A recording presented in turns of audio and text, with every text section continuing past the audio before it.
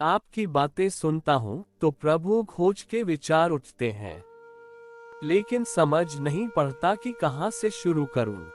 कहीं से भी शुरू करो। परमात्मा सब तरफ है। जहाँ से भी शुरू करोगे उसी में शुरू होगा। कहाँ से शुरू करूँ, इस प्रश्न में मत उलझो, क्योंकि परमात्मा तो एक तरह का वर्तुल है।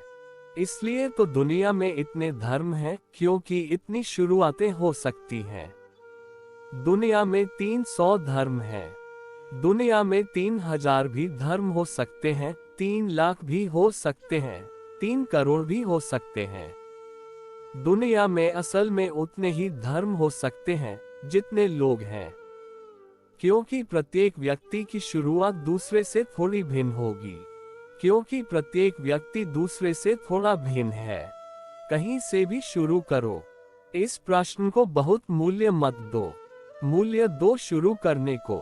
शुरू करो, और ध्यान रखो कि जब भी कोई शुरू करता है तो भूल चूक होती है। कहाँ से शुरू करूं, यह बहुत गणित का सवाल है। इसमें भय यही है कि कहीं गलत शुरुआत न हो जाए, कि कहीं कोई भूल चूक न हो जाए। कहाँ से शुरू करूं? अगर बच्चा चलने के पहले यही पूछे कि कहाँ से शुरू करूं, कैसे शुरू करूं, कहीं गिर न जाऊं, घुटने में चोट न आ जाए, तो फिर बच्चा कभी चल नहीं पाएगा। उसे तो शुरू करना पड़ता है। सब खतरे मोल ले लेने पड़ते हैं। सब भय के बावजूद शुरू करना पड़ता है। एक दिन बच्चा उठकर जब खड़ा होता है पहले दिन, तो असंभव लगता है कि चल पाएगा। अभी तक घसीटता रहा था, आज अचानक खड़ा हो गया। माँ कितनी खुश हो जाती है जब बच्चा खड़ा होता है। हालांकि खतरे का दिन आया। अब गिरेगा, अब घुटने तोड़ेगा, अब लहूलुहान होगा, सीढ़ियों से गिरेगा। अब खतरे की शुरुआत होती है। जब तक घसीटता था खतरा कम था, सुरक्षा थी। मगर सुरक्षा में ही कब तक कैद रहोगे?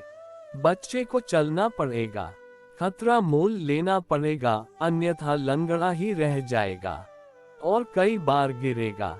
जब बच्चा पहली दफा बोलना शुरू करता है तो तुतलाता ही है। कोई एकदम से सारी भाषा का मालिक तो नहीं हो जाएगा।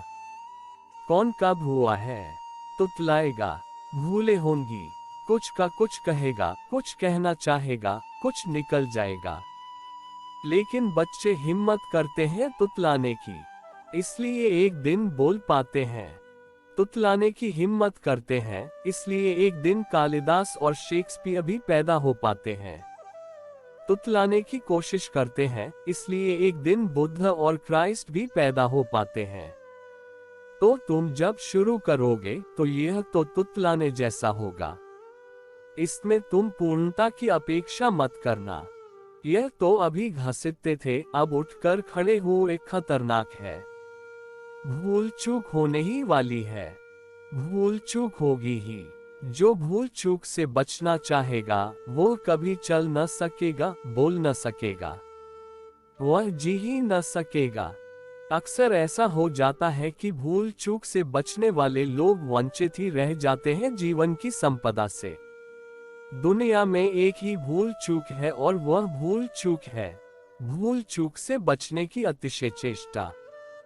तुम पूछते हो, आपकी बातें सुनता हूँ तो प्रभु खोज के विचार उठते हैं, लेकिन समझ नहीं पड़ता कि कहाँ से शुरू करूँ।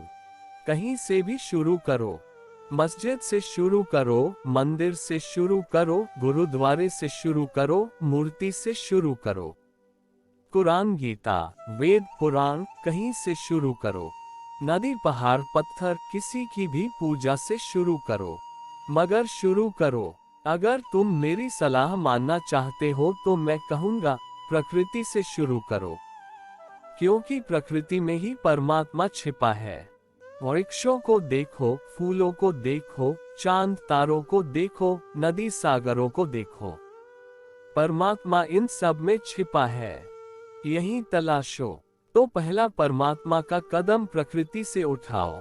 प्रकृति में दिख जाए तो फिर सब जगह दिखाई पड़ने लगेगा। मनुष्य की चेतना तो आत्यंतिक आखिरी फूल है जगत के अस्तित्व का। इसलिए मैं यह नहीं कहता कि आदमी से सदा के लिए भाग जाओ।